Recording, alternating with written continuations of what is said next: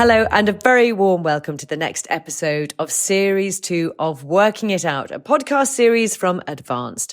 I'm Louise Minchin and I'm being joined by industry leaders, academics and business leaders throughout the series as they give their take on business leadership and the challenges facing us today.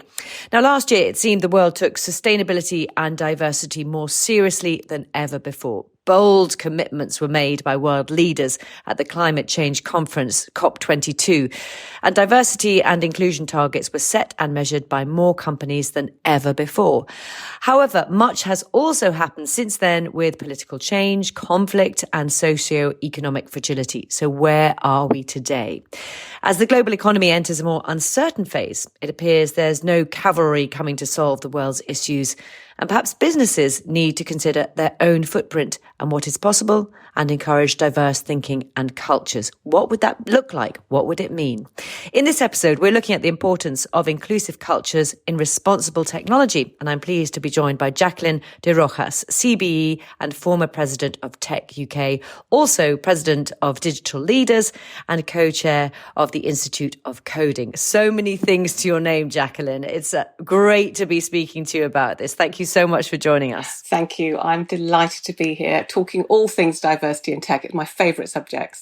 Which is excellent. I suppose the first question is, could you explain why you think that inclusivity should be at the top for businesses? What difference does it make and why should it be so important? Well, I suppose where I'd start is that every company is a technology company today. And given that that's true, technology is at the heart of everything that we do, which means that diversity matters more than before. I always, of course, believe that diversity is a noble cause, but also diverse teams make better business decisions 87% of the time, I think it is, according to Gartner. But for tech companies, if our lives are going to be more dependent than ever on tech, we better make sure that we have diverse voices around the table when we're building, testing, implementing and designing this technology. Otherwise, the algorithms will run away with themselves. If you think about it, if an algorithm's going to make a decision about whether you get that job interview, that pay rise, that place at university, you want to make sure that people who are writing that algorithm come from the same place as you do, right? So it's got to start, you give me an inkling there, right at the heart of things, at the beginning where those ideas are, where the very concept of a business starts. Yes, absolutely. Because, we have to create a digital future that works for everybody. Digital adoption is so incredibly high. The pandemic has heightened that and accelerated that.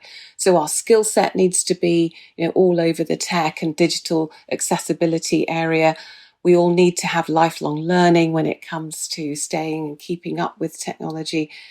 But, if we don't build it in day one, then we're going to have to retrofit. And that's a very hard place to start from. Because computers learn as they go along. They do. Don't they? Software and hardware, this is the thing. Not only do they learn at lightning speed.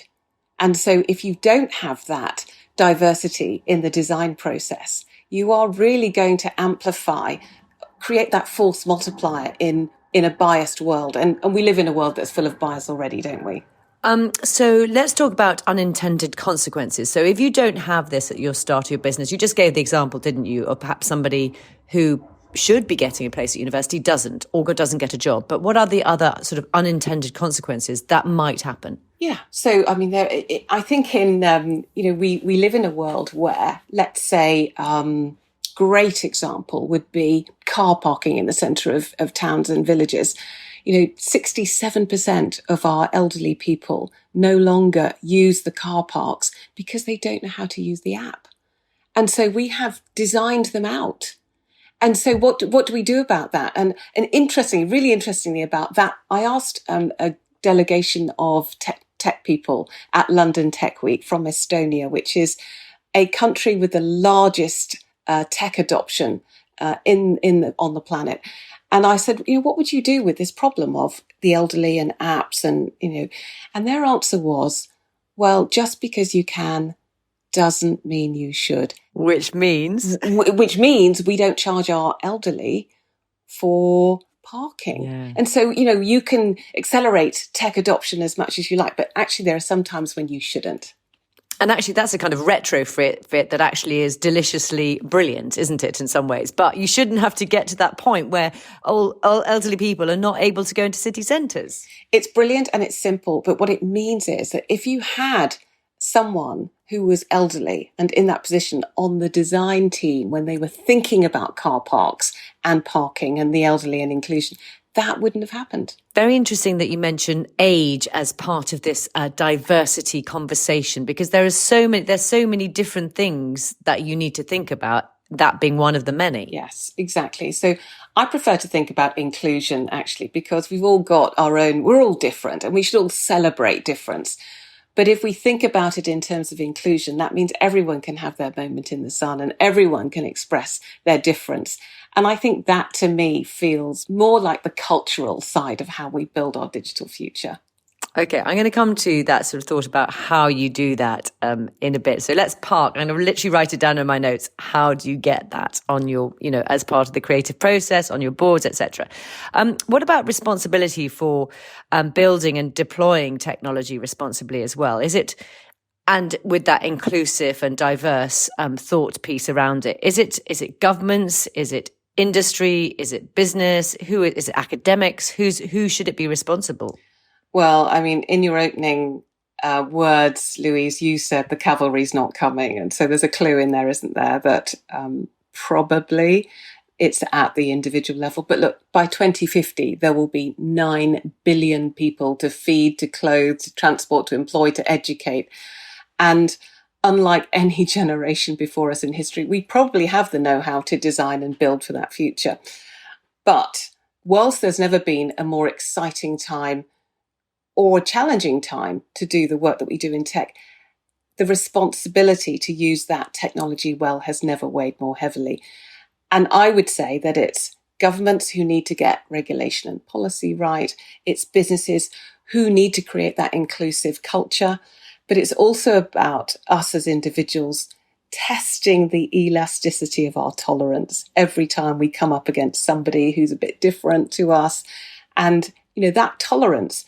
I heard John Amici say once, cultures are defined by the worst behaviours that we tolerate. And I love that because that's so inviting. It means that we can all play our part in diverse and inclusive culture building. I don't think I've heard that phrase before, elasticity of tolerance. So, Well, can you give me an example, do you think? When you get older, oh my God, these people love their music so loud, or that, that's thump, thump, thump. We've all done it, haven't we? And we're turning into our parents, aren't we, actually? And so, I guess that's a little example of it. But actually, it's all about how the young people like to work these days. Some like to do it remotely. Some really don't like to do it remotely.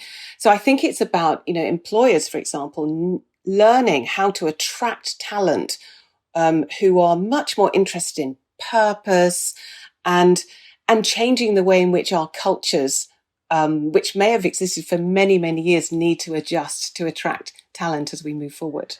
Just going back to your that question I was asking about, where the responsibility lies, and I think you come down on the side of as you say, sort of us, all of us actually, in sort of business as well. But how do I'm not, well, I think I'm not in fact involved in technology. Clearly I am, because I'm holding a phone that's a computer and I'm sitting in front of a computer, but we're all affected and use it. But how do we trust that the people who are in charge, who are making those decisions, are doing the right thing? Yeah, it's a great test, isn't it? It's interesting. Since COVID-19 struck, what I've noticed is that the power has shifted from the employer towards the employee. There's not enough talent, so everyone's desperate to employ great people. So the employer, the businesses, have to make themselves much more attractive. And so that means that they've got to listen to what, new talent wants. And I think that shift in, who's got the power now will actually shift cultures and make a difference to how we work and live together and work and live online, actually. And where does sort of morality come in that then? You're saying that it's down to sort of personal responsibilities and decision making? Yes, I do. I mean, I think there is, clearly, I think there is an opportunity for us all to shape and form the values that, that companies work with. And also, I mean, we see it in government today, don't we? We are seeing a big shift right now as we speak because, we did not, as a country, we were all in the throes of thinking, well, we don't really like the way this is going. And, people vote with their feet, don't they?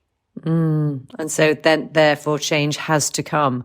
Okay, let's talk about where does diverse thinking come into responsible technology? So I love your examples. I love that car parking example. What other examples do you have of where it can make a big difference? Gosh, well, I don't know about you, but, there's so many examples of unconscious bias in our world. Offices are, on average 5 degrees too cold for women because the temperature's set by, men, and or there are less loos for women than for men, even though we take 1.6 times longer to pee, apparently. And so, or just get ourselves sorted out. Or just get ourselves sorted out. And now, of course, we're sharing loos and all of that. But anyway, that's probably another podcast. But just small examples, like most drugs are tested on male mice versus female mice, leading to incorrect dosages being dished out to women. So many examples of bias. And so I think one of the things we have to do is we have to think about noticing the bias to start with, because I think we've lived with it for so long that we don't see it anymore, and then challenge it. But the only way you can challenge it is if you've been on the receiving end of it. Think about the football, when the professional game was, banned for so many years, and you think, wow, why? And now there are conversations going on to make sure that girls have access to football in schools, because only, 60% of them do today. That's crazy, isn't it? Yeah, absolutely. It's very interesting. And it goes back to your thing about your sort of elasticity of tolerance, that it was tolerated that women were not allowed to play the game professionally. And us with fresh eyes, and me at my age, I just go, that's completely bonkers. But obviously, yes. At the time, people would have thought that was okay. And normal. And yes, normal. Yes. Yes. Yep. Until you sort of, take it out of, the context in which we lived with it. You've got to have these young people, and that's what I'm saying, young people, diverse voices, inclusive voices around the table to challenge the status quo. And that's really important. Okay. You've set me up beautifully to re-ask that question, which I parked. People who are listening to this podcast would have noted. How do you make sure then you get, for example, those young people, perhaps the older people with the car parking example, in at the start? Do you need them at the start, on the boards? Where do you need them, and how do you get them there? I don't think it's an always on kind of thing. The way I've experienced it is on the boards that I sit on, we often have shadow boards. So we have people across the organisation who aren't at board level, but who are able to bring their voice from other parts of the organisation, further down or sideways, so that they can bring their voice. We have values champions who check us, check that we're operating as a board, with the values that we've decided to work together as a company. But also, I think taking getting groups of people together to check whether what you're building is going to work in their world. When Apple first brought out the Apple Watch, many moons ago, they forgot about the women because they didn't mention the menopause on the health app. And you think, well, not only the menopause and menstruation. And you think, well, okay, well, on the basis that women hold up half the sky, that's half the market excluded. And, that's nuts. But it just speaks to the design team. So the answer to your question is you've got to get them in at the point of design. You've also got to get them in at the point of testing and implementation. So, I would say take a mental photograph of your teams and you decide if they feel and look diverse. It's not just how they look, it's how they think. Because if they all think in a group think kind of way, even though they might look different, then that doesn't help either. So, if they're all educated at the same school and all from the same socioeconomic demographic, probably not a great win for diversity, even if they look different. That's very interesting. I'm just thinking, I'm not wearing my watch today. I've got a watch that is I love my watch, but the strap is too big for me, and it would be too big for, most people who are the same. Anyway, but that's beside the point. Let's go back to the point you said about challenging status quo, because that is a deeply challenging thing for lots of people. I've had to do that in my career. And, how do you go about making that okay to do, making it not feel like it's career limiting to do? There are so many issues around it. Yeah, there are. I do remember. I do think humour is a useful ally here. I remember taking a group of customers to the Grand Prix and I decided, in order to miss the traffic, we'd take a hospitality package which included getting our clients on a helicopter, missing the traffic, and getting into the track. And it was so interesting because one of my team said to a customer, "Would you like to meet the CEO?" And he said, "Oh, yes, I would. I would definitely like to meet him." And he turned around and he said, "Oh my God, you're a woman." And with all the flutter of helicopter whirring, I was thinking, did I hear that right? But anyway, I turned around and I smiled and I said, "Oh my God, I didn't realize I needed a penis to make a decision. But let's discuss it over lunch." I'm thinking whether I'm allowed to say that on this podcast or not. But anyway. You can. I think I'm going to give you permission. Thank you. So what happened after that was we had a fabulous lunch, but it was the humorous piece that broke the tension. Because honestly, I think if I had raged against the machine in that moment, I honestly believe I would not have had that customer for the next 25 years, who spent probably way too much on software, but out of guilt, if nothing else. But, the point is that we actually formed a really strong working relationship. And I would encourage that's, there are more ways than one to get to your end game. Routes to success manifest themselves a lot in humour for me. And I think that's really useful. I admire your take on that. I'm not sure, because it's very easy, isn't it, to take offence actually at something like that. Yes, and I'm not saying that's still wrong. I'm not saying that's wrong either. No, by the way, no. Either could be right or wrong. I think you're right, and I think it's what works for you. I have found that humour works. Not always, but in situations where there's some tension could be dispelled and leveraged to my advantage. I learnt that from Sun Tzu, The Art of War. I don't know if you've ever read that, but it's no. It's my Chinese roots, perhaps, just searching for something. Right. How interesting. Let's also talk about the shortage of skills we're seeing, because presumably in the tech industry, like anything else, maybe particularly in tech, we are seeing a massive shortage of skills at the moment. And can diverse thinking, inclusivity actually help with that shortage of skills and finding talent in technology? Yeah, and you don't have to be a technician to be in tech. There are like every company in the technology sector, we have marketeers, we have people in HR, we have accountants, we have the whole spectrum. Having said that, I work on the board of FDM Group, and we specialize in focusing on non-graduates, graduates, ex-armed forces, women returners. We have a huge array of people coming into the industry. And it's so great to have people who've had, first or second careers beforehand, because pivoting those transferable skills into technology makes them so productive so quickly. And so I would encourage you to think about, whoever's listening, about a career in tech, because we need you. I feel this intense stare. Did you need even someone like me? Totally.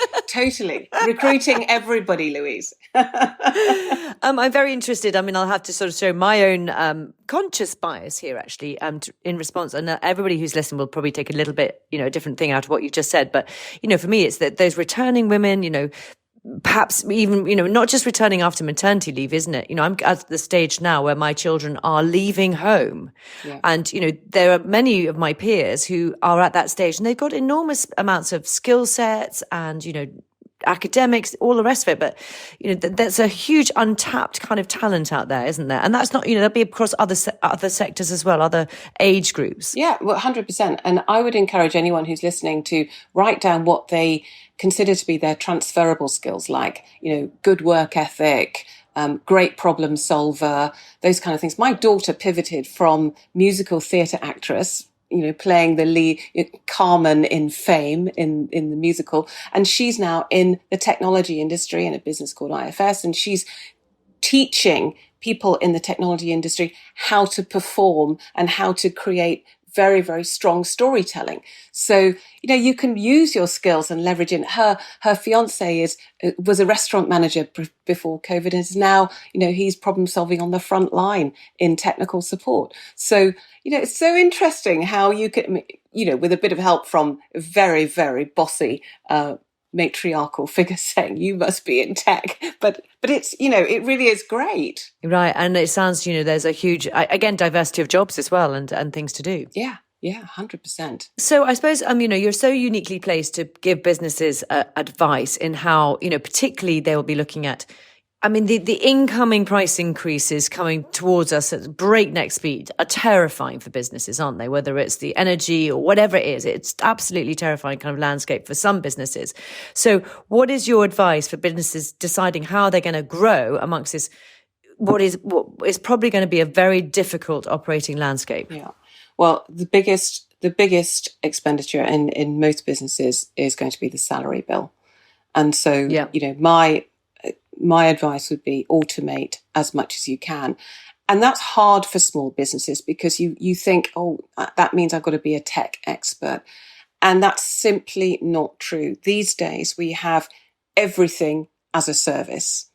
And so I would definitely advise that small businesses should take a look at how they could use things as a service, accountancy as a service, marketing as a service, all of these things, security as a service, so much easier for companies to use these days. And I've been lobbying the government through Tech UK to give tax breaks on OPEX to small businesses so that they can make that as a service opportunity, something that will power up the economic recovery.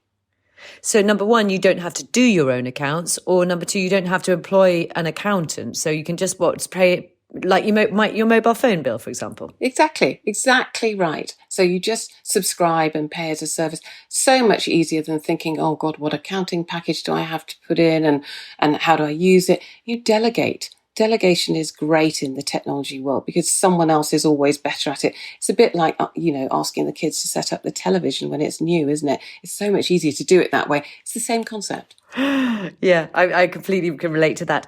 Okay, so let's also talk about investment as well. You sort of hinted it in that. Do companies need to keep investing in technology? And it's not hardware you're talking about, is it? No, it isn't. It's about, not fearing the rise of the robots, but using them to your advantage. And I mean that metaphorically, of course. But what I am saying is that the more you can get automated, the faster you can get your invoices out and paid. I mean, all of that should not have fingerprints on them these days. It's so much easier to focus on the thing that you went into business to be passionate about. That's what you need to focus on because that's where your secret sauce is. What about actual competitive advantage and making money?